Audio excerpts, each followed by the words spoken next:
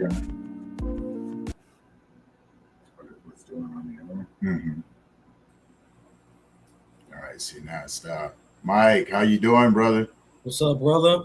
How you Oh doing, man, man? D, D, how you Andrew, doing? Kathy, Hi Andrew. there.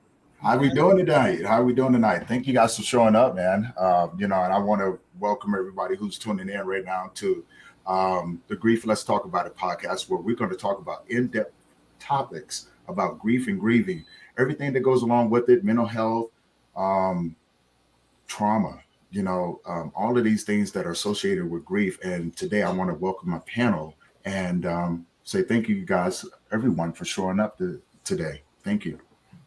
So I want to go Happy to be around here. and just do a small introduction and, just tell people about a little bit about yourself and what you do. So Mike, Mike McClendon, of Grief Tribe Men, men's grief support for PTSD, anxiety, suicide idealization. And I'm just basically here to support the guys and try to guide them through the difficulties that grief may cause them. And I also have a Grief Tribe Men that's just for everyone, and I try to give anyone advice that it may help. all right. D. I have Unplugged Grief Ministries that I started several years ago. I've been basically helping the muscular dystrophy community since that's what my son passed away from. But I've now expanded out. I'm now not only a certified grief coach, I'm also a certified mental health coach, master life coach, and I just finally got my diploma on cancer care as well, which pretty much it works the same as the grief. So I'm just blessed that God has given me this privilege to help people and educate those who want to learn more about it. Awesome. Kathy. Well, hi, everyone. And thanks so much, Tony, for inviting me to be on this panel. I feel truly blessed to be among the rest of you. I'm the host, along with my daughter, co host of the podcast As I Live and Grieve. It's coming up on 2 years now. We've put out weekly episodes for that 2 years, all with topics surrounding grief. Neither of us are licensed clinicians or therapists, but we call ourselves grief advocates. I have been through the loss of an infant child, the loss of my mother, my father, and more recently, my spouse. So I'm learning as I go, and my podcast has really helped me delve into my own personal grief. And I have to say that at this point, well, you never come through grief, you never get over grief. But I can say that my life right now is richer because of my grief. So thank you to everyone. Yes, of course. Thank you. Andrew. Hey, Tony, everybody. Thanks for having me on. Well, I'm not as established in some of these things as the rest of you, but I've been through all of this. I also have been bullied a lot as a kid, went through a lot of depression, negative thinking, suicidal thinking. People go through addiction. Just so you know, I have videos out on that, how to fix those.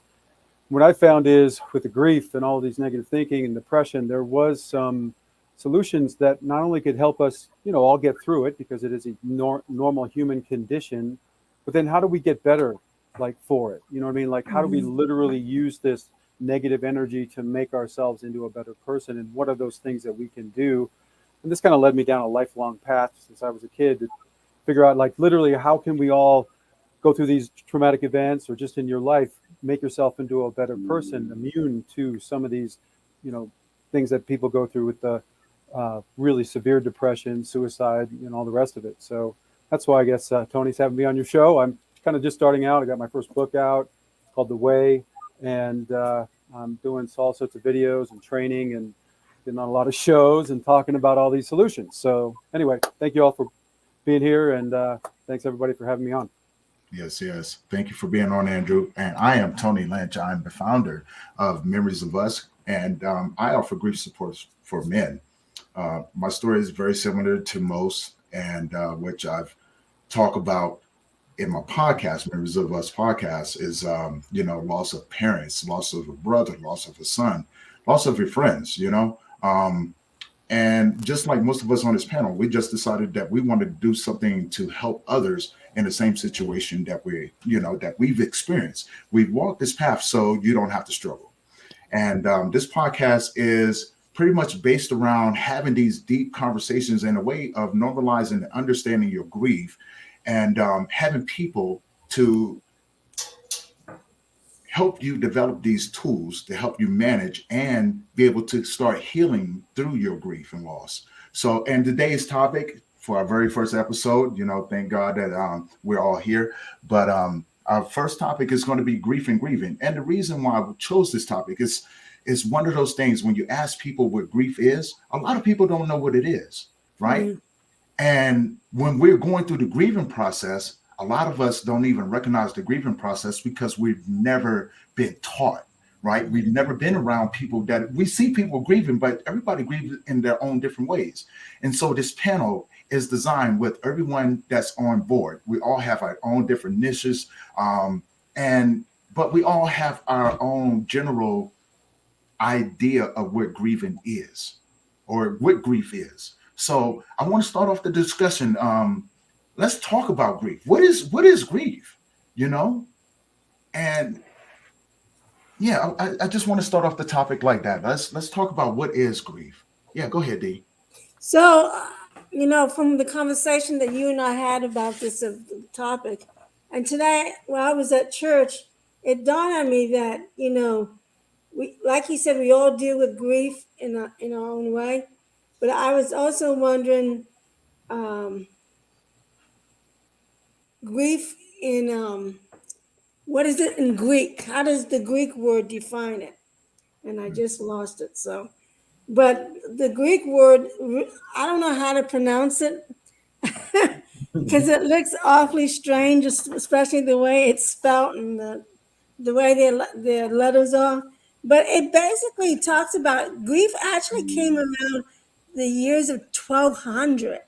Right. Yeah. The history of it came back in 1200, and they were talking about how back then they looked at it as something very heavy, right, very strong, very, like when you feel the anxiety and you feel your chest being really tight. mm-hmm. They felt it as more of a, I guess what we call it as the sadness, the anger, and like Andy was saying and Mike, the anxiety that comes with it. So it's really, it's really interesting to look back at history of where it actually come from and why they used the word, So what made it so important that they used that, and in the Google, somebody even asked, "What's the difference between the word grief and grieve?"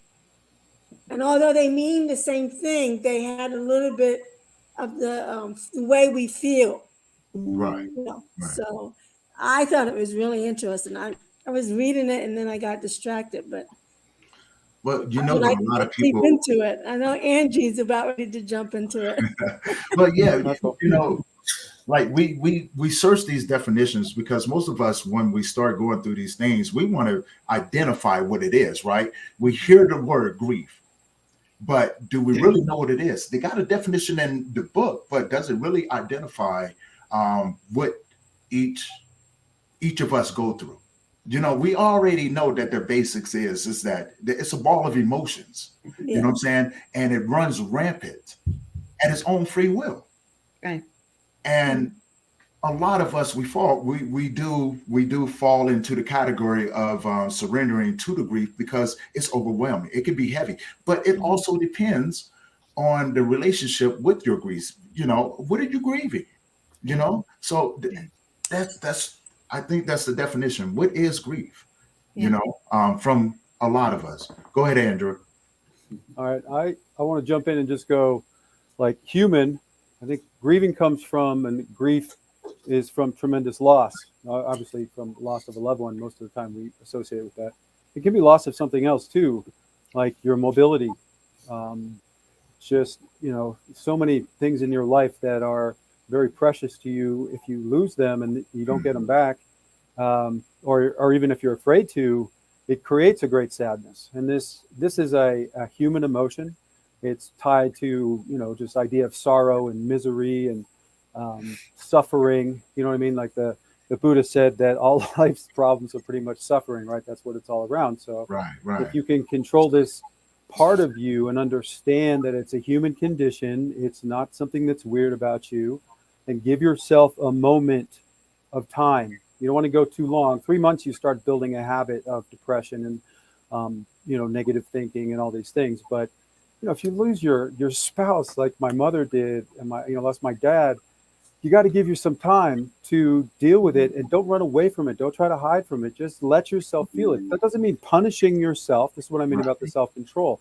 Right. Your loved ones would never want you to hurt yourself for whatever happened to them. There's not one person that I've ever talked to. Do you think your son would want you sitting here smoking yourself and drinking yourself to death right now? And nobody I've ever asked that question to has said yes. You know what I mean? They're always like, no. And I'm like, okay, so let's take this huge ball of energy and use it for something. And if you can use it for like working out and doing good things around your house and doing good for the world, getting out there, meeting people, I don't care what it may be that you're passionate about that can help you. It'll help you and it'll help them. And again, this is imperfect world. This isn't heaven. This is all happening because of us a lot of times, and to teach us great lessons. And we can't get too caught up in the whole punishment and depression as the solution, because it's an endless spiral of doom. You know what I'm saying? You're going to end up in wanting to kill yourself if you go too long feeling grief, and then it's depression, and it's negative thinking, all these horrible things you think about yourself and life, and eventually it just leads to suicidal thinking. And we can see right now, or going off crazy and then committing suicide. So we as human race I believe we have to kind of get on the same page, teach how to deal with all of these things as children. So when you go through them, you have some immunity to falling off the cliff. Anyway, I know I just went on there for a bit, but I think it's such an important subject too. No worries, man. I love that. I really do love that. Kathy.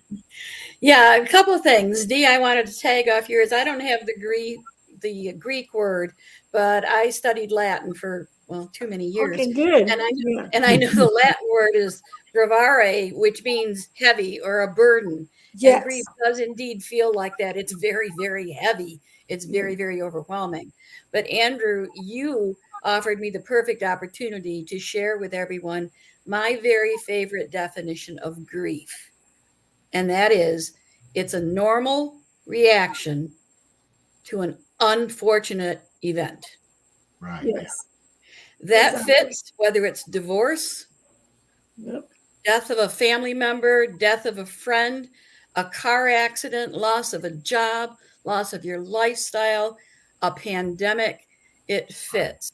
It's a normal reaction to an unfortunate event.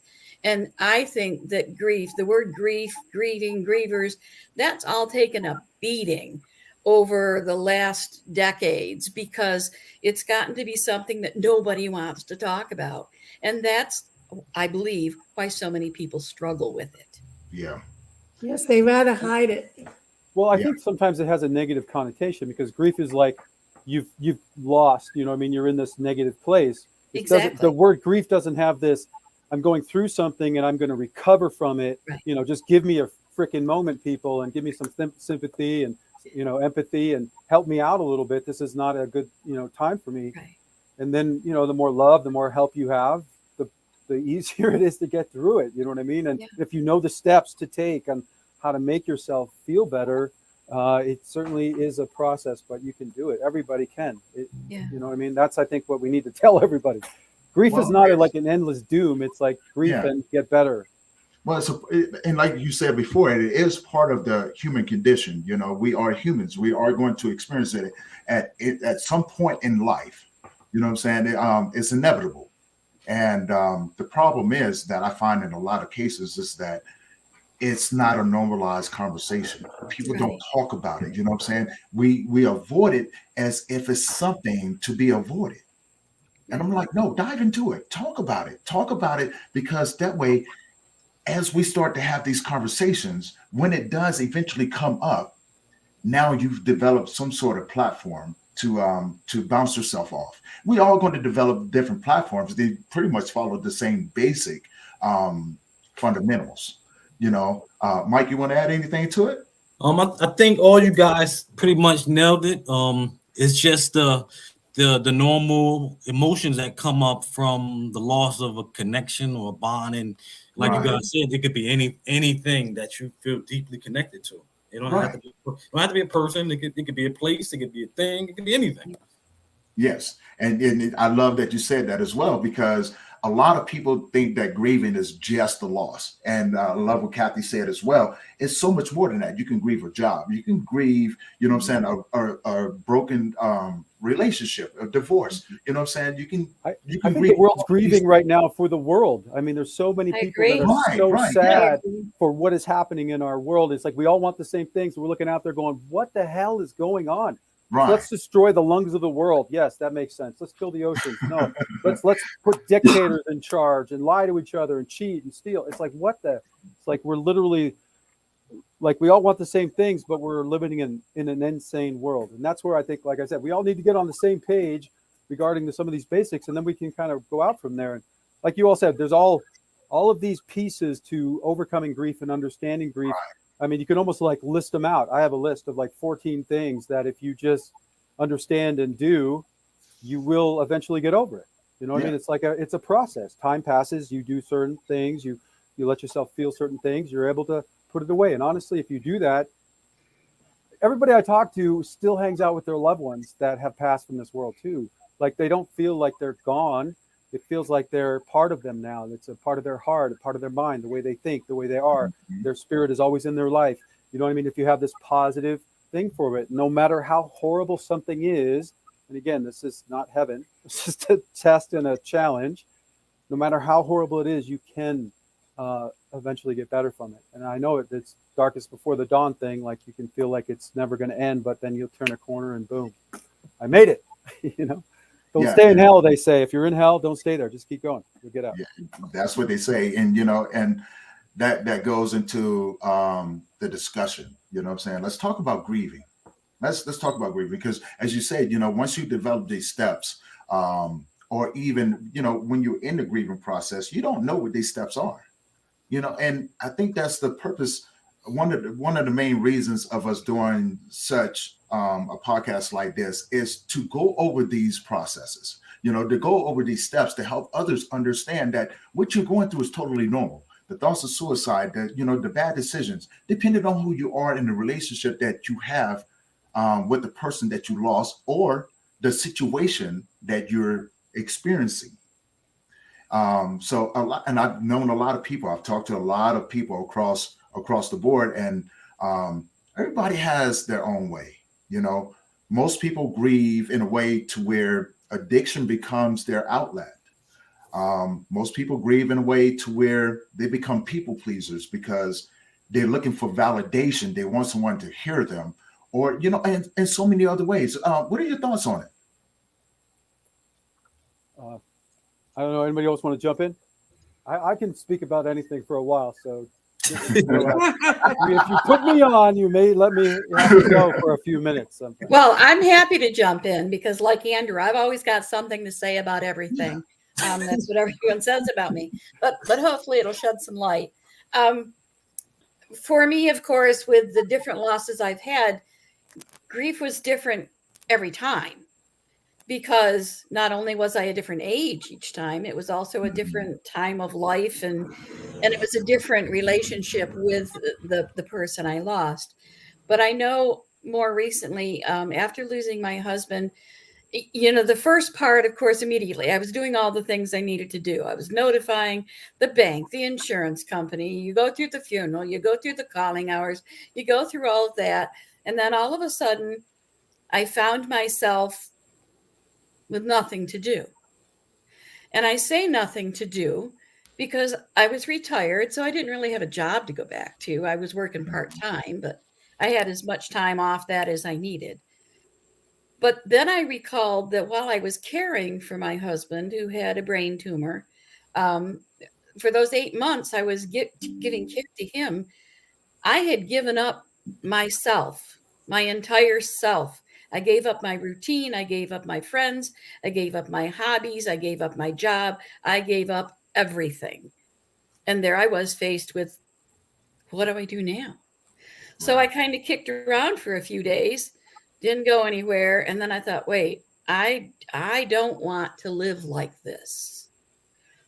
I was fortunate in that I recognized that as the turning point for me in my grief. I made a conscious decision that I was going to change things because I didn't want to live like that for the rest of my life. Right. I think that's the point where people can make a change, can shift, can change direction. But what do we do to help people recognize when that point hits them?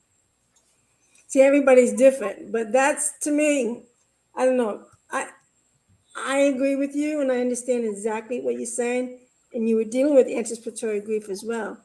But to me, I think and I think Andrew sort of hit this, it's a mindset thing. How do we, because society has, in a way, brainwashed us to how we were supposed to feel when we're grieving. Mm. You know, because society doesn't get that everybody grieves differently and everybody goes through different types of emotions. Right. Like when she was saying, when I lost my mother, when she was killed, I was 10 years old. But at that time, I wasn't allowed to grieve. So when I lost my son, that grief is different. But at the same time, I felt like I was overwhelmed of feeling the grief again from my mother and now my son. You know, here were the two people in my life that was the most important, other than my grandmother. And suddenly they weren't there. So there comes that grief of loss, but then there's also that overwhelming grief of feeling the loss that you didn't know how to grieve for all the other relatives. Right, That's right. my experience, you know? Right. So I think everybody will go through it differently. But at the same time, I'm thinking in my mindset, and I could be wrong, there may be a lot of people who will understand what you are going through because they too went through the same thing. Exactly. So they're sort of like wanting to connect with you because they want to know how you got through it. Does that make sense? Oh yeah, it makes perfect sense. I actually did the same thing. And that was my mission. So, you know, the first hard grief was, you know, my grandmother and so forth, you know, from my grandmother to my great grandmother. And then, you know, almost 10 years ago, I lost my father when my son was born. Well, actually, it's been longer than that because it's been 6 years when my son passed away. And so I once, you know, I noticed the different feelings that I had towards those losses.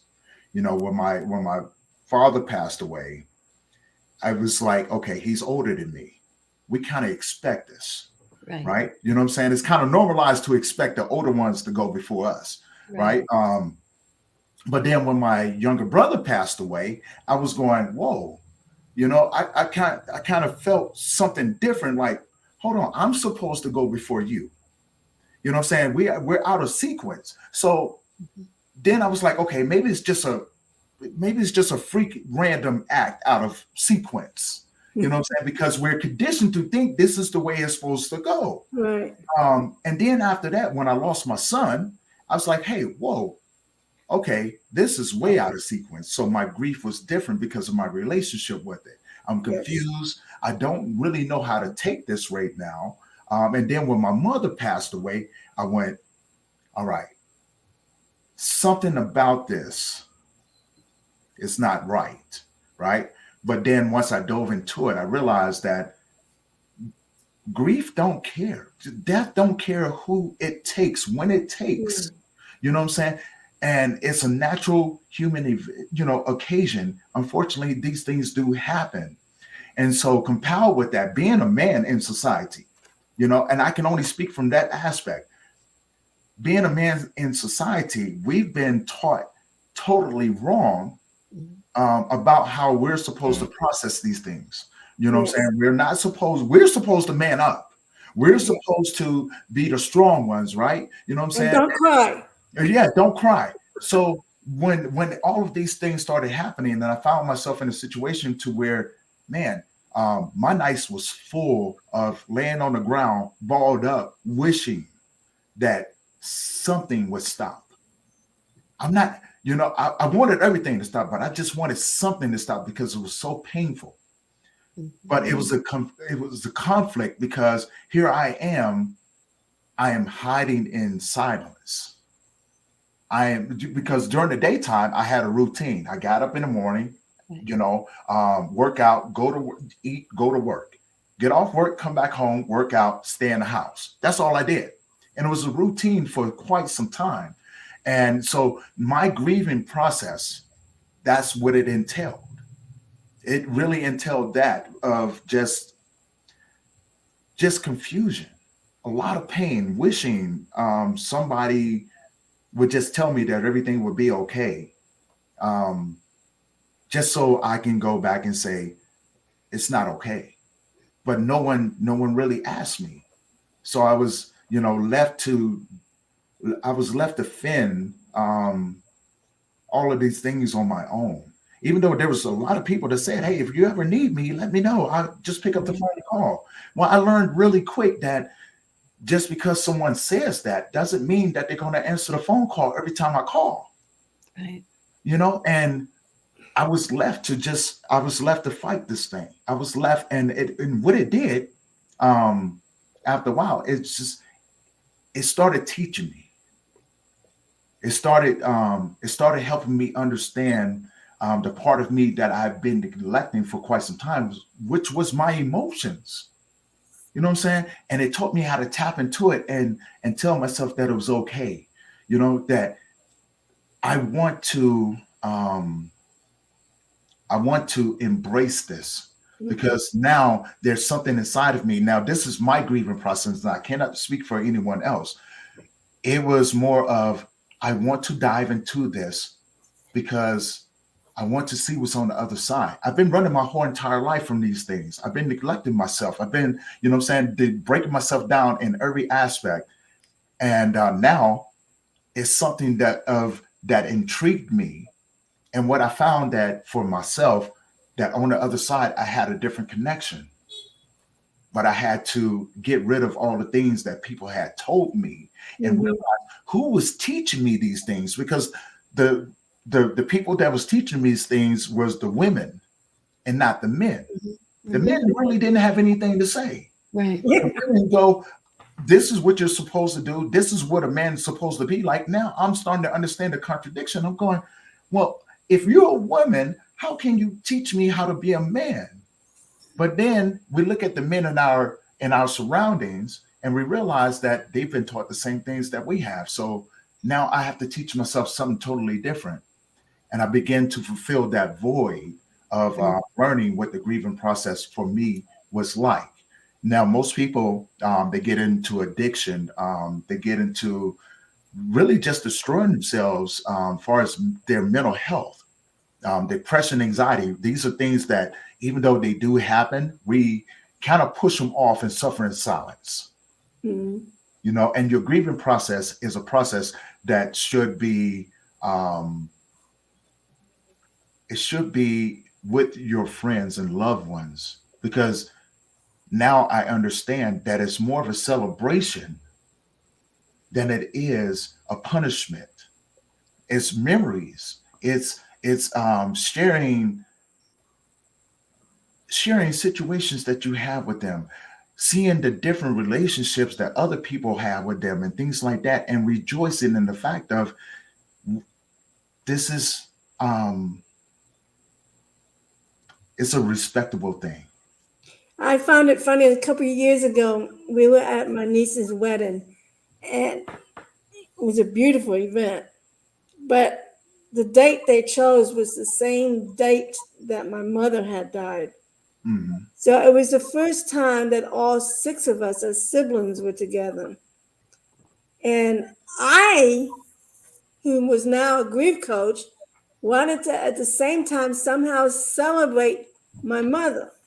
Mm. You know, who she was.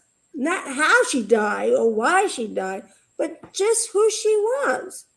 Right. You know, she was a beautiful person. She was sweet and wonderful. But I found it funny how each one of us 6 siblings grieve totally different for Right. her. Right.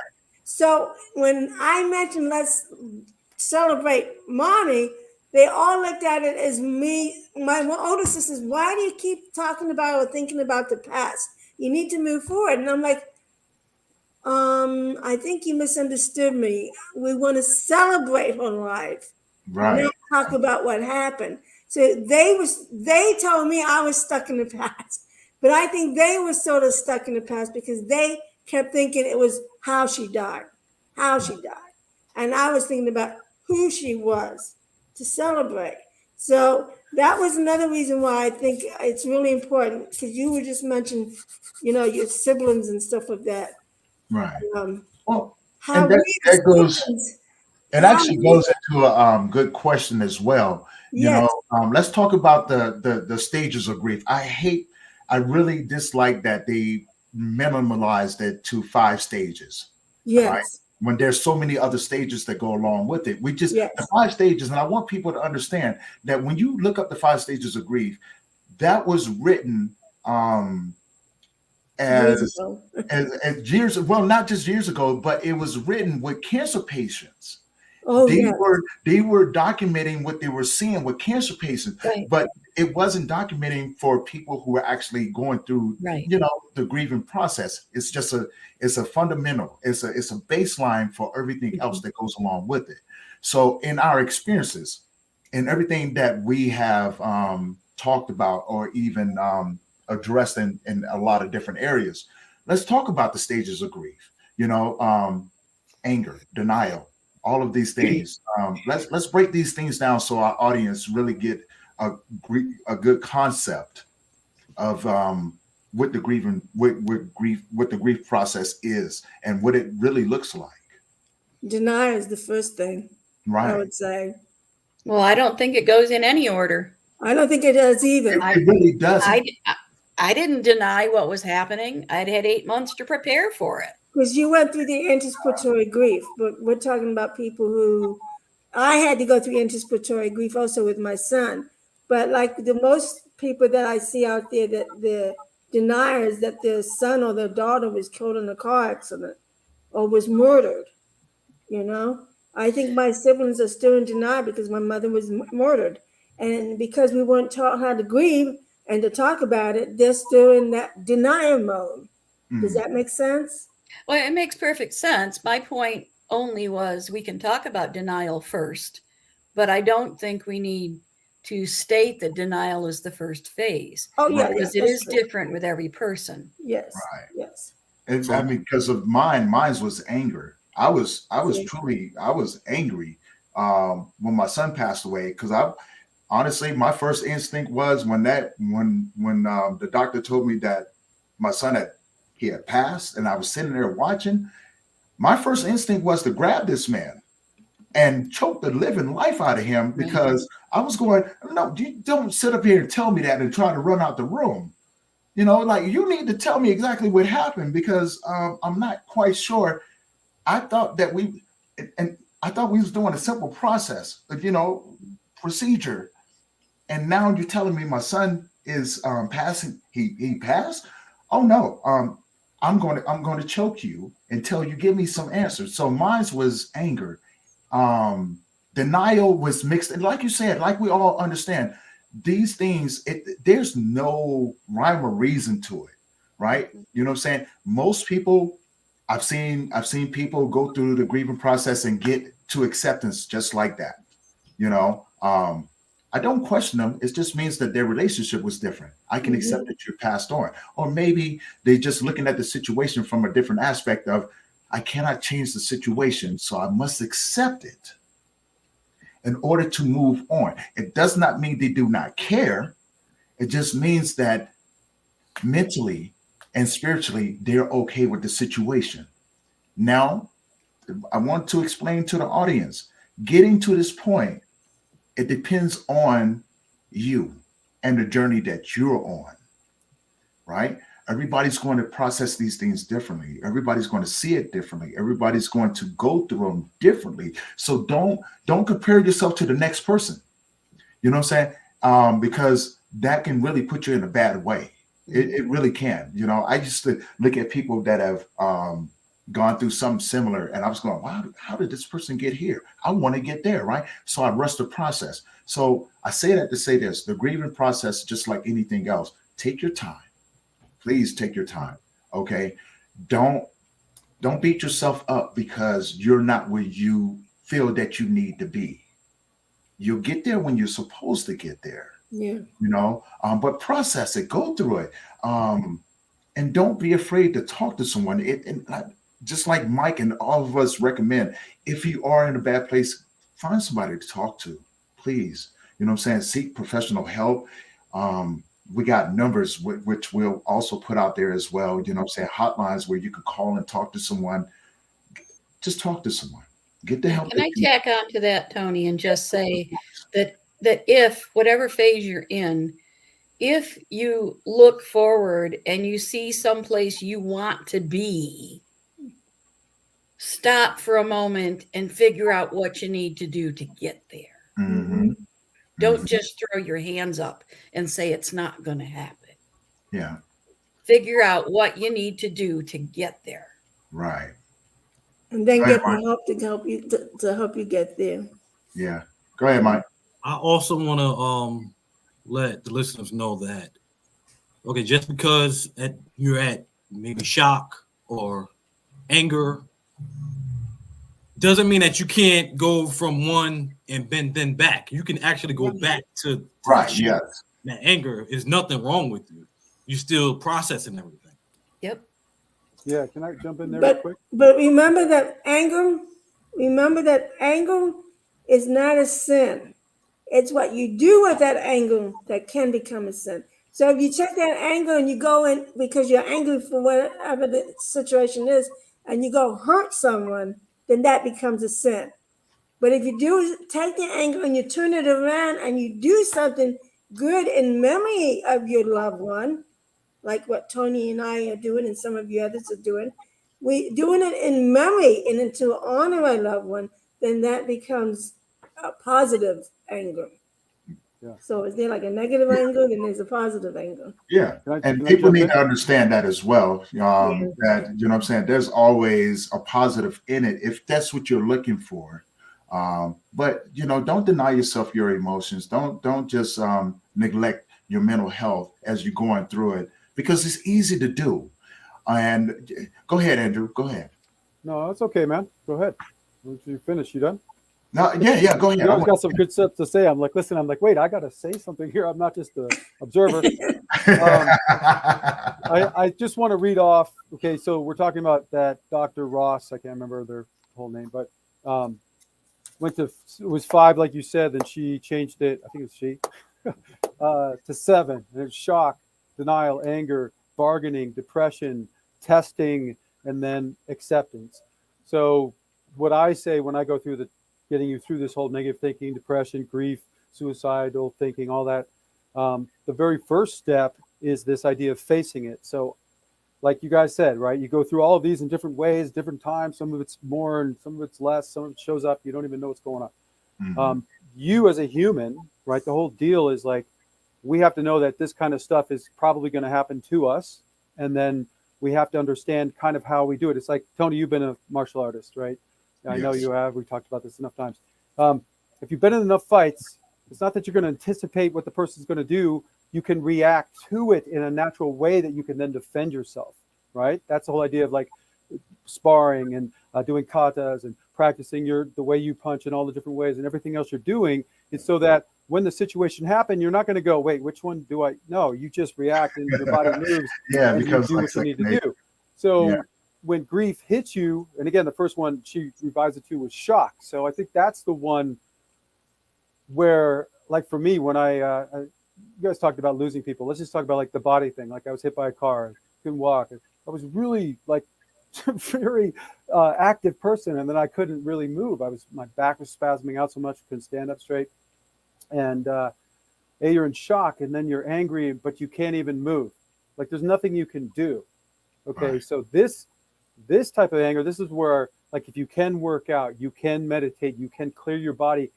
When you talk about emotions, think about it as a chemical reaction in your body. There are negative chemicals and there are positive chemicals. If you have that negative circulation of negative chemicals for too long, it will hurt all of your organs and your brain and everything else. And if you do it over 90 days or more, you start to then become a habitual negative person. You know what I mean? Like your body's kind of like going down that path, and it's really hard to then get out of it because now you've developed the habit. So my thing is, as you're going through this, you still need to take care of yourself. You know what I mean? You can't, like you said, people go to addiction, they go to this thing. I think that's where I'm saying, like, you got to know the steps before you get there. You know what I mean? Like a martial artist, like I said, you got to train. So when you go in the ring, you know what's going on. And that's where we do not have this. Everybody's just like, here's this huge traumatic event that's going to happen to every human being on this planet pretty much. And we don't talk about it. We don't tell you how to deal with it. We don't even tell you anything about it other than it's kind of really intense and sad. And it's like, then everybody goes through it and they know not what to do and they're trying to find who to whatever.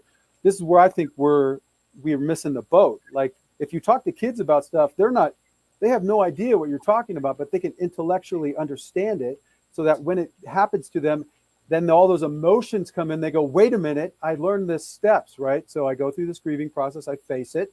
The next one is I'm learning, like Tony, you mentioned, you start learning all these lessons. You look for the trials and tribulations and challenges and all these answers that you're finding. And like you've seen, there's people that go through these things. And what do? They go and start an organization to help stop crime happening to children, or you guys go on these shows and help people overcome grief. Some people just might like become a gardener and go work outside all day long, and that's how they overcome it. You know what I mean? It's like if you're able to move and get out and deal with people and all of that, that helps. But anyway, I don't want to go on too long, but let me just run No, through, you're like, good. I was actually reading some of the comments. Alexandria, I want to read this comment that she made for Kathy. She was talking about caretaker drop. And how you lose yourself in caretaking, and after the death of the one you took care of, you have to reinvent yourself completely. Yes.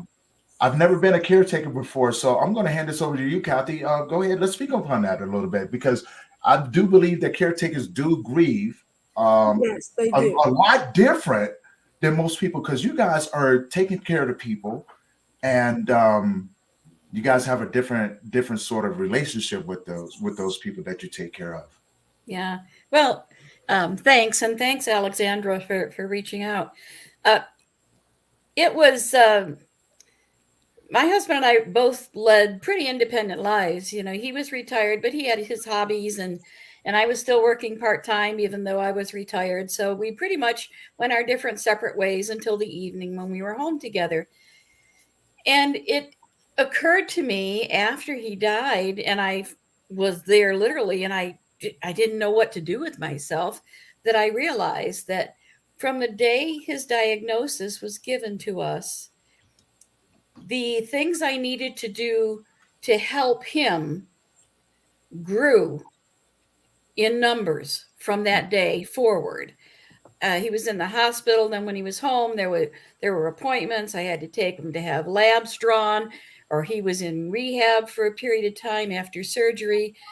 And it was then realizing after he died that I had sacrificed everything I was doing, even my job, even my work that I loved, which was at a hospice home. I gave it all up so that I could be there for him. He could no longer drive. He eventually got to the point where it was difficult for him to walk. He would fall a lot. And when he fell, he would usually take me with him. He was he was about 280 pounds right until the day he died. So it became very difficult. So it was then when I said almost those identical words to myself and to my daughter, who fortunately lives nearby and was keeping an eye on me, so to speak, bless her heart. But I said, I feel like I have to redefine myself because I'm no longer who I was. I don't think I can ever be that person again because Tom's no longer here. So I have to figure out who I am and what do I need to do to take care of myself. I have to make sure I can pay my bills. I have to make sure I'm physically able to take care of my home and things like that. And I did have to reinvent myself. Yes. Yeah, I think it's the same thing when I had to deal with my son and his illness. You do make a lot of sacrifices, and you do find yourself being like a manager, because in a sense that's a job, because Oh, absolutely. you have to handle all the household, plus his medication, the insurance, and this and that. And it was like it's it was a lot of work to be. It's a lot of work to be a caregiver, and it's a lot of work to be a caregiver if you're caregiving a loved one. If you're just caregiving someone that's not related, it's a little bit of a different boat. But I can say I'm caring for my mom, and my dad passed of cancer, and then my mom has ataxia, and it's kind of like MS. She can't walk or talk sometimes. Right. Sorry, mom, I said that, but she, you never know when it's going to hit her, when she needs help, and she'll fall down, or help her do all these different things. And it's not so much doing all the things and all that. Sure, it's a lot of extra work. I think it's the psychological, like you're watching your loved one get weaker and fail, and it's like you're just kind of broken because there's nothing you can do to stop it from, you trying, like I'm, keeping exercise and going out and doing things and whatever, but it's not like it's gonna get fixed. And she is older and things like that. She keeps telling me it's not like I'm a young person.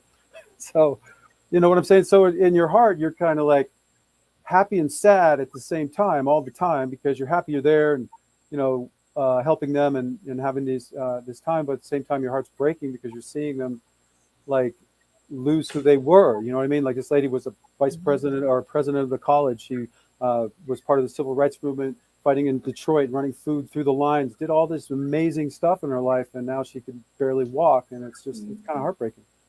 Anyway, what I want to say, though, the solution there is don't let it destroy you. And again, your loved ones do not want you to internalize all of this horror that happens in this world and make yourself into a worse person. I think the very first step when we're talking about like facing it, but do not destroy yourself. Like, you're not like, yeah, this is like Tony, dude, I can't even imagine. Same thing with you, Dee, like losing your child is beyond, right? But at the same time, I know both of you, I've already had this conversation. Your children would never want you to hurt yourself. And you know that. So there's this loving spirit that is there through this traumatic thing. And it's like, that's where it's like bittersweet. Like Dee was mentioning earlier, I think that's the takeaway of being human. It's this life lesson that you got to realize that intellect and logic are great, but we would be nothing without our emotions. Emotions are tied to our conscience, right? And consciousness.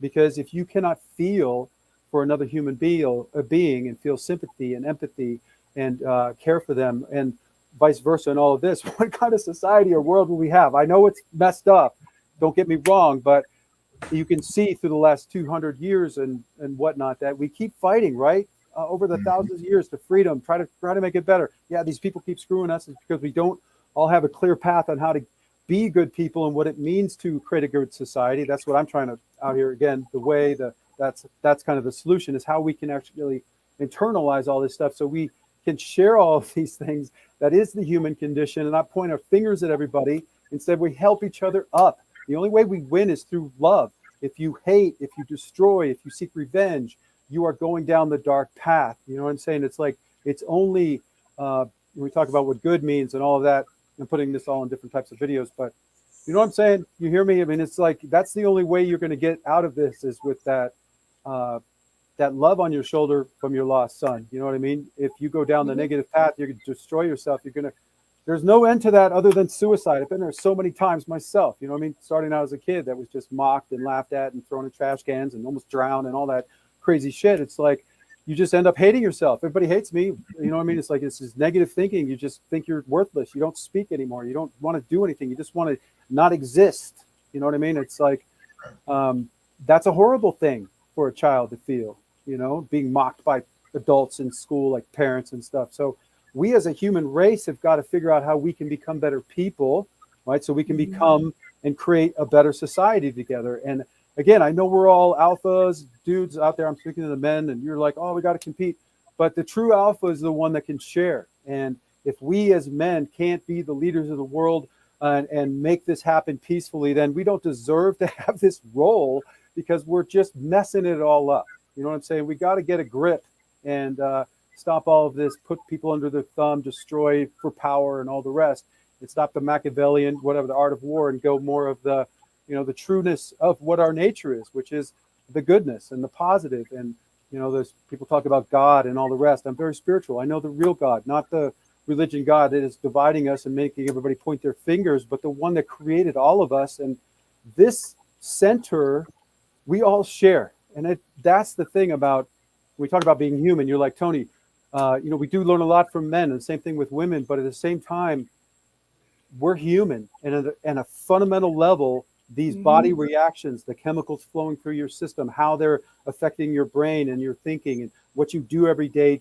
to then change that, and all the rest is universal between all of us. And that's where I try to get in and say, you know, if we go, dude, if you just get up, you know, I don't care if you're crawling out of bed. That's what I had to do, lay on the floor for 3 hours just before you can crawl to the bathroom or whatever it is. Then that's what you do. You know what I mean? This is a challenge, man. If it wasn't a challenge, it would be easy, right? So, you know, there's a lot of people that lose people, and it's just about like I said, bringing them with you and making that energy into something positive, working out, doing good things, and working out. Like I said, you got to work out, meditate. I know it is. It really is. But see, that's the purpose of us putting this out there like that, is to help people start the process, right? You know, like, because healing takes time. You got to get through the grieving process before you can even start the healing process. Yes. You know, like, we all have gotten to where we are through the process of going through what we had to go through. Right. You know, and I always want to tell people, when I come and speak with you, I don't expect you to be on the same level as me. It took a whole lot to get to where I am. Right. You know, and I don't expect you to do it. I want to meet you where you are, and then help you develop those tools to help you get to where you need to be. So, and that's a part of it, right? You know what I'm saying? Like, that's what we're here for. We're here to help guide and share our experiences, so others that are going through it don't have to struggle the way that we did. Now, we do have another question. We got a couple more comments going through here. Yeah, I want to answer that if I could, or just I'm not Johnson. I'm not sure what your first name is, dude. I don't even want to try that. Well, before we get to Johnson, Cleopatra had a comment that she made up there. Sorry, Johnson. I just want to go to make sure that we reach everyone. So Cleopatra, she made an interesting statement here, which actually folds into everything that we're doing.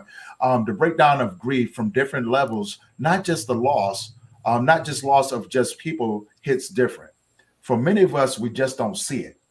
That's very, very important, that I want people to understand that no, a lot of times you won't see it, especially if you've never been taught it, because you don't know what to actually look for, right? You don't know that these emotions are going to come. We get out of the mindset that there's a sequence of emotions that's supposed to hit you, right? There's no rhyme or reason to it. You can be feeling fine one day or fine 1 hour and not be fine the next. You can be happy-go-lucky and be depressed. You can go into a place, walk down an aisle, and see something that actually triggers you. So there's a process of learning what your grief is teaching you.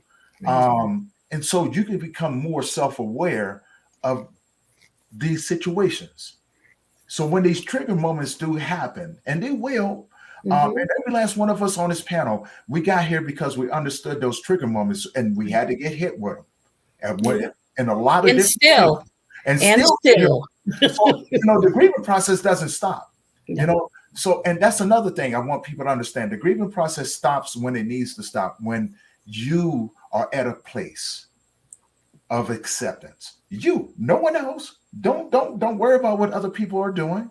You know what I'm saying? You, as the individual. So take your time, and know you're not going crazy when you start thinking about all of these different things and how you got to this place. You got to that place, and it's okay. You're definitely okay. You're not. There's nothing out of the ordinary that's going on with you. It's not just the grieving process, Tony. It's also what I consider the growing process, because everything you're saying is so Right. Well, and that's what the grieving process is. It's a growing process because once you start to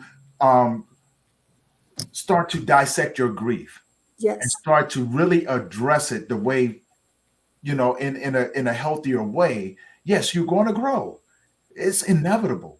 It's definitely inevitable. So, and what a lot of people, and I find, is a lot of people will deny or neglect themselves. I'm feeling this, but I have to pretend that I got to be something else. So you neglecting the one thing that's opening you up to be better.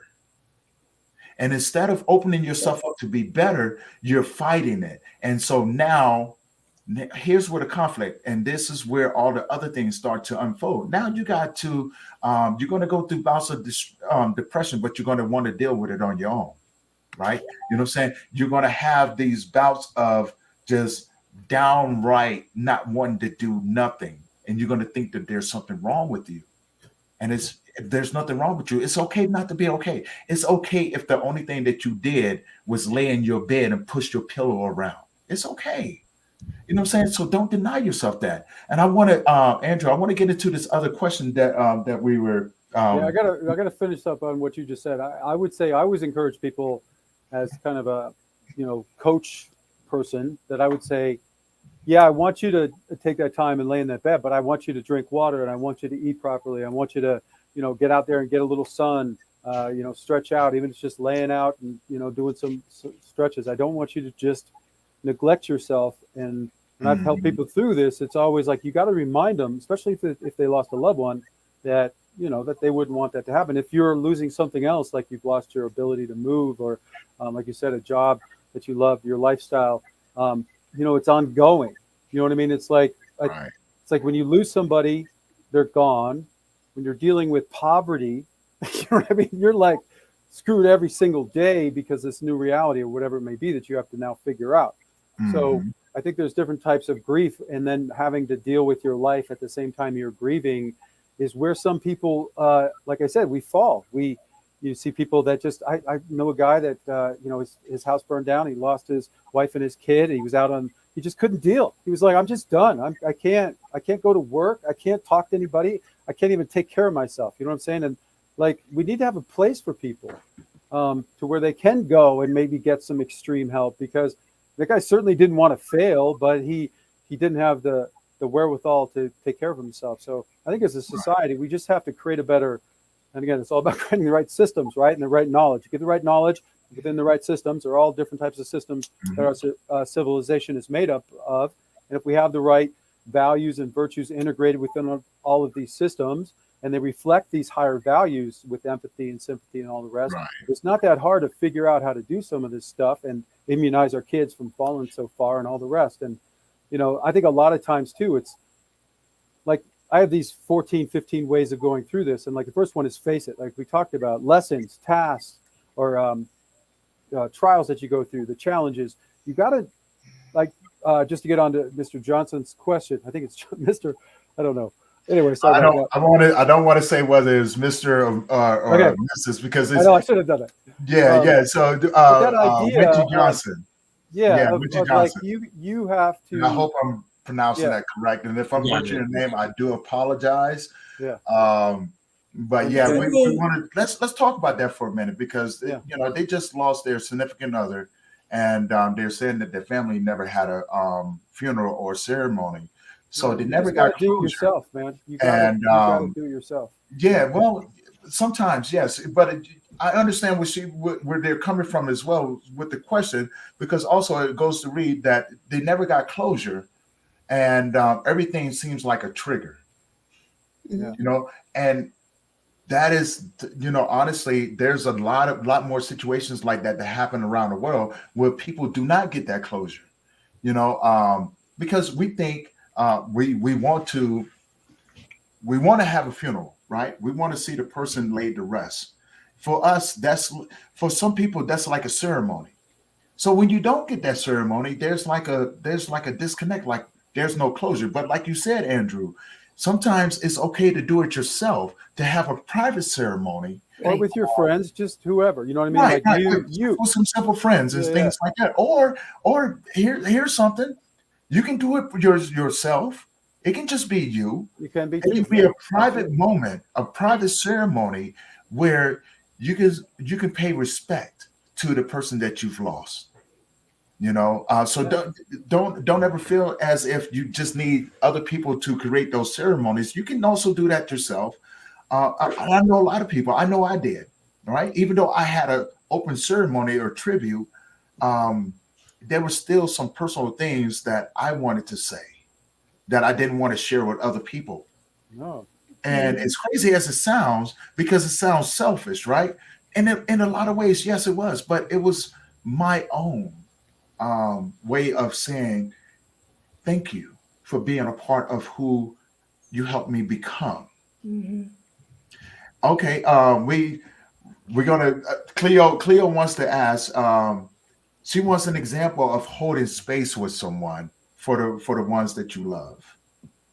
During the grieving process, or someone who's sitting with someone that's grieving, right? So let's talk about that. How do we hold space? How do we hold It space? depends How do on we the look person. at that space? It depends on the person. I mean, there's some people that are real talkative. Some people aren't. You know what I mean? It's like you can hold space with somebody, like they go fishing with them and not say a word, and they'll be like, "That was the best day ever." Just be present. Yeah, being with them, being present, not Yeah. sitting there on your phone and whatever. You know what I mean? Like hanging out with them, watching a movie. I don't know what you're into, but sometimes when people are grieving, they don't really, like I said, some people need to talk. Some people just like want to hang out with somebody. Who knows? Maybe they need a hug. I don't know. Well, we're kind of going, ahead of steps, because I know, after. Wendy says she's a female, and so yes, thank you for chiming in, and thank you for the question that you asked. So she is a female, to confirm. So yes, thank you, and we do apologize if I butchered the name. I mean nothing. I wanted to say about when she talked about not having the closure and funeral. When my mother died, I was like 10 years old, and they did not allow us. My father, I don't know why, did not want us to go to the funeral. And when I look back at it now as an adult, and my brother would agree. So how would you have closure if you cannot be there? But then now I'm listening to what you're saying, and I'm thinking, you know what? Every year on her birthday and on her anniversary, I go to Dairy Queen and I get her pineapple milkshake that she so much loved, and that's how I celebrate her. That's what helps me with my closure. Right. Because I remember the one thing that she loved the most, and that was the Dairy Queen pineapple milkshake. And although it doesn't taste the same anymore, I still do it in her memory, because that's the thing I remember she loved the most, other than us kids, So that's when I have to agree with you. Find a way to celebrate it, even if you have to do it every year or for a couple of years. Once you find that, or forever. I mean, we do it every single year. My mom and I, we have a little ritual for my dad. She can't walk to his grave anymore, but I take her over there. She sits in the car, and it's just too far to get through the grass. But I definitely understand that. Yeah. I would like to touch on the holding space with someone when they're grieving, because all of us have sat with other people while they're going through the grieving process. And it's something that I want people to understand as well. When you're holding space with someone, it doesn't necessarily mean you go to this place and it's just you sitting with them. It's a little bit more than that. So I want people to understand as well. When you hold space with someone, you become a visitor in that space. For one, if you invite me into your space, I am a visitor. That means that, I am here to make sure that you have everything that you need as we're sitting here, because I want you to be comfortable. And it also means in that space, my story has no place of being there. Right. It's me, it's you. And I am just here to be whatever you need me to be. So if you need me to be that listener, I want to just sit there with you. I want to make sure, as a matter of fact, if I come into your space, I'll be the first one to ask you whether I'm at your house or we're anywhere else. Is there anything that I can get you? And the reason why I say that is that if I'm at your house, you invited me in. That means that, you know what I'm saying, the hardest part is out the way, because now you are acknowledging that you need someone to talk to. So while I'm there, I want to make sure hey, where's your glasses at? Can I get you something to drink? Don't get up. You know what I'm saying? Because I don't want to make you feel as if you need to take away of what you're going through to accommodate me. That's my job, to accommodate you. And so I want to go get your water. If there's something that you need, I want to go get that while I'm in your house. And that way, I want you to feel comfortable. So when I come back and sit with you, I want to let you lead the way. Let's make a quick comment. You go can ahead. go back. It's really important, because what you said is, especially for men, is when you listen, you do not problem solve. Okay, do not sit there and try to tell them what they need to do if they're going through, especially a woman, if she's having a problem and she's going through this grief process and she's telling you all this stuff. Your job is not to sit here and come up with solutions and share them with her. What you need to say is that, that you sympathize with her, that you can feel what she's feeling, that you're here for her. That's it. Okay. Days later, whatever, you can maybe do that. It's not a fixable thing. You can't fix anyone that's grieving. No. You know what I'm saying? Like, it's not like you could just take some tools and just, you know what I'm saying, throw some nuts and bolts together and you'd be okay. No, you can't fix that. No. It's more of, you just got to allow them the space to explore their healing. Yeah, they might say all sorts of crazy stuff. You just got to let it roll off your back, and don't say that's normal. But that's the part of holding space, right? You know what I'm saying? Yeah, we call it being mindfulness, which is going to be another discussion later on as the podcast goes and everything. Being mindful in that space, is primarily holding that space with them. But being mindful is understanding that when this person is going through these moments, they may not be in that necessary moment with you. What you see is a grown person breaking down. What I see is that person revisiting an era in their life. And so I want to pay attention. I want to open up my mind to go back to that place with you, because what you're really doing during the grieving process is that you're tracking your steps to a point to where the grief is your trigger. Your grief is your trigger. You're trying to get to the point to where what really caused it. What's the sequence of events? So you may be an adolescent, you may be a teenager, you may be a grown woman that's going through something. Our job as people who want to hold space with those that are grieving is to be in that time with them. And right.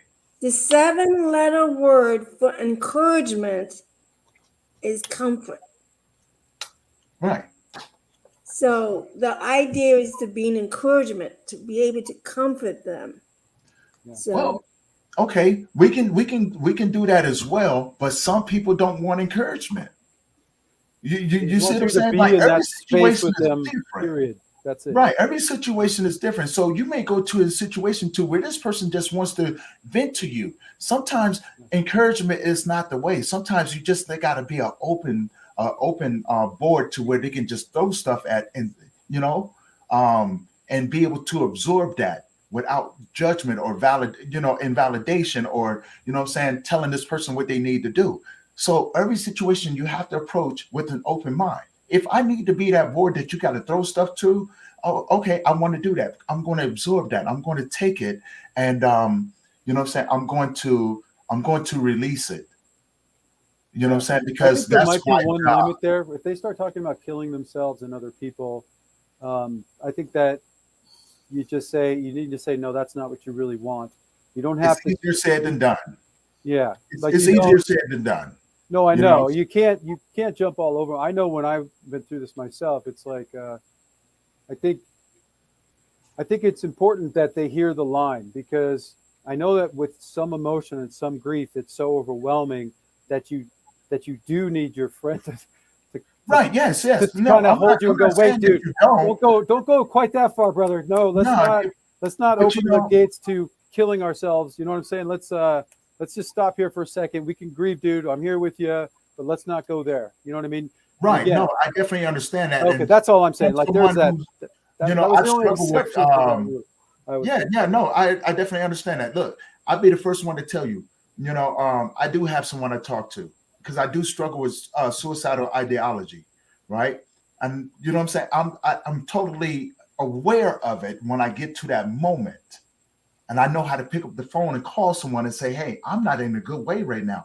But now, just because I've gotten to that moment, does not mean that everyone else is going to be in that moment. Right. So, you know what I'm saying? We want to. I don't want to go into a situation and go, "Hey, brother, that's not the way to do it." No. You know what I'm saying? I don't want to do that because they're going to take it totally wrong. Yeah. You have to understand the place that they're in is a really dark place. So I want to enter into that dark place, and I want to develop the language to be able to talk to him in a way to where they can understand. I want to say in so many ways what you said, Andrew, brother, this is not the way to do it, or sister, this is not the way to I'm do it. just saying, like, if they're going too far, Right. they're going to. I'm Right. going to kill that chick. She's what. I'm going to kill myself. Whatever. I'm just saying, like, when I've been there with people at that moment is like the only time when I listen to all the rest of it rolls off. But man, when they go there, I'm like, dude, come on, man. You know what I mean? Yeah. Like, you don't have to say more than that sometimes. And they're like, yeah, exactly. I know, And man. I know. I'm going too far. I don't know what to do. But, let them rage you for know, another 20 minutes. Yes, but it also comes with a sort of understanding as well, because if you walk that path and you've been in that moment to where it took you to make up your mind.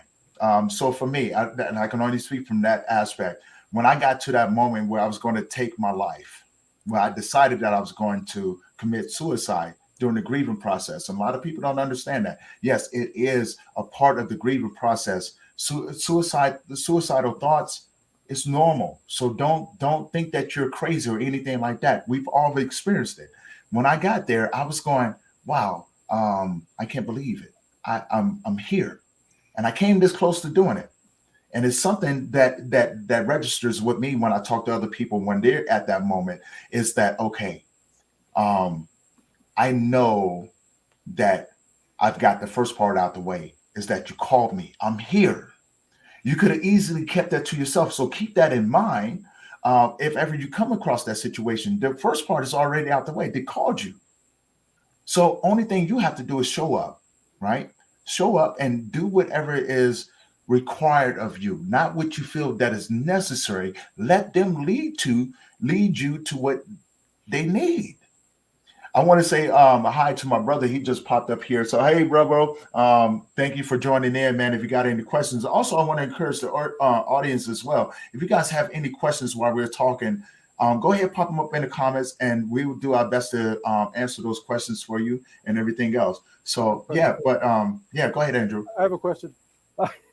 So I was going to ask you if I could just, I want to go through, because you mentioned suicidal thinking. And the reason I tie grief to negative thinking, depression, and suicide is because it's the same kind of similar-ish process. Okay, you can be depressed where you might not be grieving, and but they still have the same chemicals, the same process that you need to kind of go through. So I just want to mention these 14 steps to people, or 14 ideas, keys that I call them, just to get them out there because I feel motivated to do it. Do you mind if I do that real quick? It'll just take me a couple minutes. Yeah. Or you could do something else first if you want. That's because I want to take some time for if the audience here have the questions and stuff for 5 minutes. So about 10 minutes, if you can, right. Or if you need less or more. Right, I'm just going to do it, and we can talk about some of these. But we talked about a couple of these already. So the first one is face it. When I say you got to go through this, if you don't like one of our people said, like if you don't give yourself time to have closure and have a ceremony, do what you need to do. You know what I mean? As far as like going through it, but take care of yourself as you're going through it. The second step, learn the lessons. Like if you find yourself always going back to this, always having these major traumas, it's because you maybe haven't learned the lessons. These trials and challenges that we go through in life often reveal great truths that you need to know as a being. That's the whole point to this. Like really deeply, like you got to learn this lesson of sympathy or empathy or love or whatever it may be. So maybe that's why you're going through it. So find those keys and take them through you, with you. The next step 3 is to know that change is guaranteed. Okay. Time passes in this reality. So as time passes, if you do certain things or you don't do certain things, something's going to change. You're either going to break your life or make your life. So understand that that's a really key factor to being human, that it's not always going to stay the same. It's going to change. That's guaranteed. You can't stop it.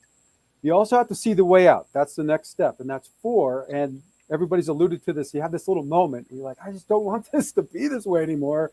Right? You have this moment where it's just like, okay, what, how, what? I don't even know. But the desire is all you need to know at this moment, right? It's just like, okay, I'm ready. It's like you can't help somebody with an addiction who doesn't want to give up their addiction, right? Right. The same idea here. You have the desire to actually want to get over it. Then the next step is to know that you have the power to do this, right? With the right mindset, the right actions, the right feelings, you can literally change your life. And that's what I teach, like every 90-day cycle. You build habits every 90-day cycle. So it's what you do during those 90-day cycle is going to make you into a better person or a worse person. So as you're going through this, you have to understand that, like I said, the change is guaranteed. So you need to use this power of self-creation every day to help yourself get through this. Like we mentioned, addiction, destructive behavior, staying up all night, drinking, watching TV all day, eating ding dongs, you know what I mean? Just like poisoning yourself is not the way, right? And it's a challenge. This is what I mean. This is a psychological challenge on you to seeing how you can deal with all of this stuff, right? Do we get through it with some grace, or do we just fall down and become a miserable human being and kill ourselves? You know what I mean? That's what I mean about teaching our kids some of these skills when they're young, so they don't need to go through this. But okay, so you got the power, right? You know that you can do this. You're using it. You need to let this go at some point. You know what I mean? You have to realize, like, and again, grief never ends. You always have some depression, especially if you had some scars as kids and all this stuff. But at some point, you do become this other person where it's like, my grief process, this depression is done. I'm moving on with my life. And you've got to let yourself do that with no regrets, right? You don't feel guilty for it because it's part of the natural process of life. And you can't live in that hell and become a better person. So, and do what you need to do in life. These next few are what we talked about on how you kind of go through this. You need to get help from people, whether it's talking to people, hanging out with your friends, join some organization, some volunteer place. It doesn't even matter. You don't have to do it forever. You could just go out once in a while, all these different places, and try these things. Getting out and being with people, you'd be amazed. You'll find people that will talk and listen to you for some reason. They'll share similar stories. You'll be able to get help. Like, there's literally like phone numbers and organizations that you can call that will help you. People have been through this, right? You're not alone. You're not like unique unto yourself, and that's a comfort because other people have gotten through it. So therefore you can. So the other thing is bond with nature. Like, literally get out in the dirt, in the mud. There's antioxidants and healthy enzymes and everything else in nature that will help you feel better, right? Also, your bond with God and the true spirit will help you. This kind of give you peace and solace. I always talk about, helping to fix society will help fix yourself. That kind of goes in that idea. So if you get help with nature and help society at the same time, then you're helping yourself. It's like a win for everybody. The next thing is, this is really important. You have to replace the negative with something positive. Okay, you're not trying to stop grief, right? You're being happy, and that's a big difference, because if you're focused on things that make you healthy and feel good and happiness, instead of stopping something, your whole focus is different, and everything that you're doing in your life is about you making yourself into a better person and everything. I always, and I can go on about the way, but the way is literally like the guide on how you literally make yourself into a better person and help care for our world. So if you follow the way, which is broken down in what I call the daily way, which is your map on how you, integrate best practices and virtues into your life every day, and you follow your daily way. And I'm telling you, it's hard. I know when you're depressed and you do not want to move out of your bed, but if you can get yourself to just do the basics that are on this list, by the time at the end of the day, you'll still be depressed, but you'll be like, but at least I did that. You know what I mean? It's like you have a little tiny bit of satisfaction that you didn't poison yourself, whatever. You drank your water. Yes, you ate your good food. You did the exercise. You went out in the sun. You did all these ABCs. and you're still freaking pissed and going through this horrible thing, but you're at least taking care of that. And again, there's a lot more to the way that will help us all kind of immunize ourselves against this stuff. And again, also remember there are other things that can help you, like, there's different types of herbs, natural herbs, like you can balance your body out and help you feel a little better when you're going through these things. I don't have the list in front of me, but, like kava, I think was one. I can't remember the other ones, HTP5 or something like that. There's mood, like your body's chemicals. And when you're going through a depression, the chemical balance in your body becomes off. And that a lot of times it's like a repeating process. Negative thought, negative feeling, chemical flow, negative thought, negative feeling, negative flow. And it just repeats and repeats and spirals until you're just like, oh my God, I'm so stressed out. I just want to kill myself. So, if you can exercise, I always talk about exercise. You've got to exercise to the point where you sweat or you get your endorphin levels up, because it will wash out all of that negativity. So no matter how negative you are, and again, if you can work out, I know some of us, when I was going through this, I couldn't. So it made it like a million times worse because I couldn't even move. But if you can work out and get a good sweat on and integrate that into your life, not only will you make yourself every day better and healthier, doing yoga, doing swimming, whatever it may be. I want to slow you down a little bit right there. All right, go ahead, man. I can go. Well, and the reason being is because those are topics that, that we want to dive into, as far as how grief affects the body, how to move it through. So I love the way that you were going and everything. No, that was my last one. So I went to 14. Those were my 14. Yeah. Kind of. I just don't want to get too far off subject because it can get confusing, because it's like we said, it's a process. It's a stepping process of learning how to move grief through your body, which is really interesting how you're saying, like with daily exercise and things like that. But, and during the grieving process, it's really important, like you said, to once you get to a place to develop some sort of routine, like exercising and eating healthy and things like that, but also being around the right people that speak the language that you speak, because of the simple fact of when you go through the grieving process, every loss is different. So you want to connect with people in different ways, like Mike has his own grief, his own situation of grief. Kathy, Dee, yourself, myself, but figuring a way to incorporate those in the steps, the necessary steps, not rushing these things, but taking the necessary steps, but having some sort of guideline. Like you said, the way is that guideline to it, and broken down in segments to give to people so they can absorb it. Not every, but without being overwhelmed. So Tony, I have a question for you. Yes. Because you were saying earlier that in your grief process, when you were going through the depression and then you were also going through the suicide ideation, did the suicide ideation and depression came after the grief or before the grief? It was before the grief. And the reason why I say that, so when in my earlier years, when I was in the gangs, things were bad. Things were real bad. We was at war like nobody's business. So it was pretty hectic.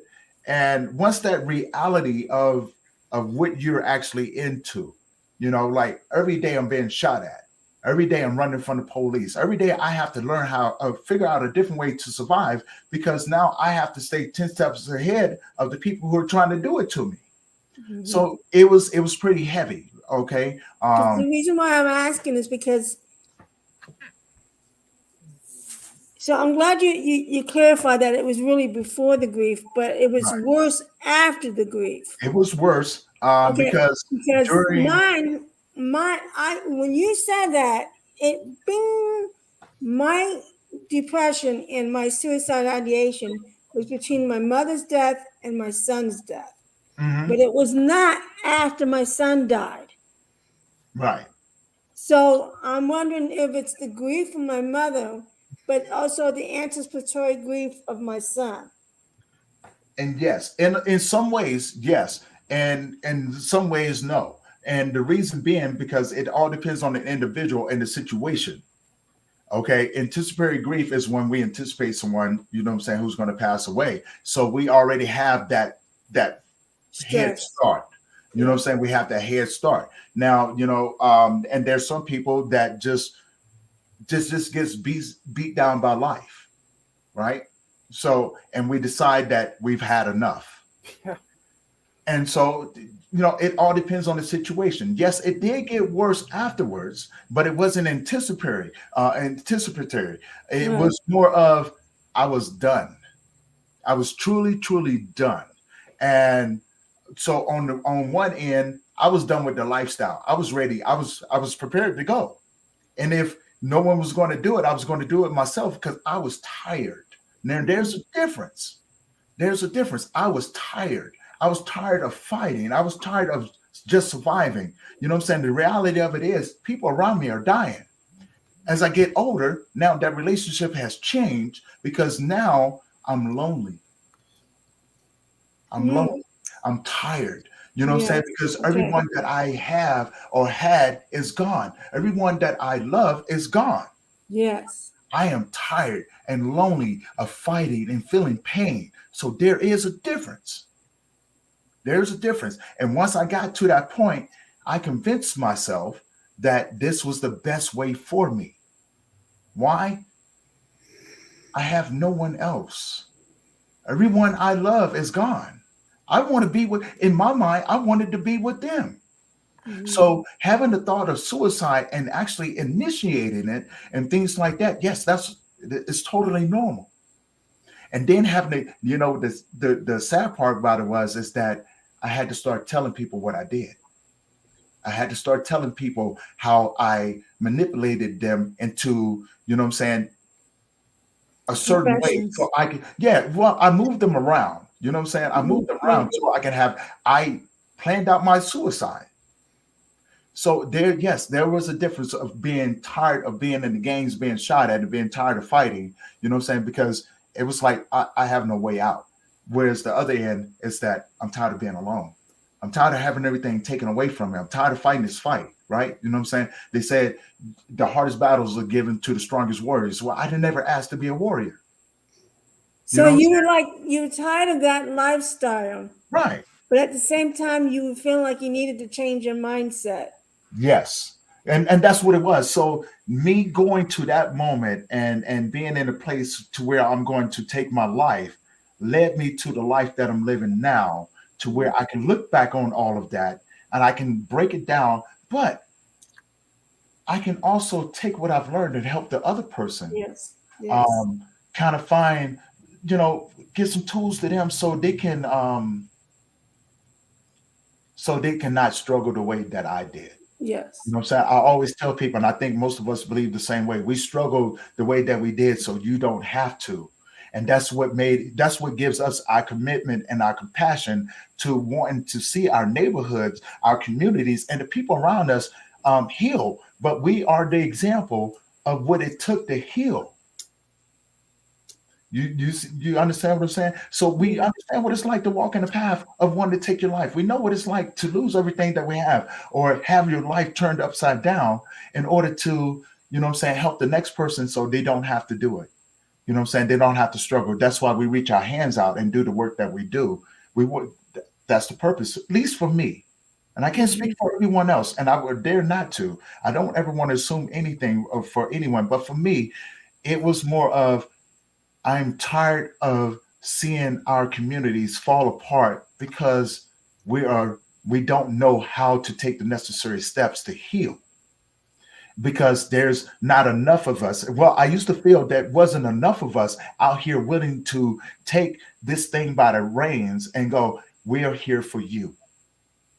You know what I'm saying? But it's a beautiful thing that now we're seeing more of us starting to step up and going, hey, we understand what you're going through. You know what I'm saying? And we have something that we want to give you to help you get to the next step in your process of healing or getting to that place of healing. We want to walk with you. We want to, sit with you. It's no rush. Don't rush yourself. Don't worry about where I am. Let's work on where you are so we can get you where you need to be. Yes. You know, I hope you take this and you dictate it into a book. right. And unfortunately, we are at that hour 30 mark. We got one more question. I want to take that in before I want to we. say this to Lewis. Yes. One is you could get addicted to it for sure, man. I certainly kind of went down that route. So you got to moderate all sorts of different types of addiction. Working out can definitely be one of them. So you don't want to overdo it. But it is, like you said, it's a good thing to help clear out your body and everything else. So there's always a balance, man. You got to keep it all in balance. You can't go too far almost on anything. Otherwise, it becomes a vice or something that can hurt you. And with that being said, I want to say thank you guys for showing up today, man. I love the discussion. I'm looking forward to many, many more that we have coming up. For those of you who are tuning in, remember, if you guys have any questions, please ask us. We're more than welcome to answer those questions. And be tuned every 2 weeks. We're going to have a different topic that we're going to dive into. And and man, I just want to say thank you guys, man. And until next time, man, tune in and you guys stay safe. Bless everybody. Peace. Great show. Good night. Great show. Thank you. Thanks for being here. Thank you. Thank you. Thank you. Wow.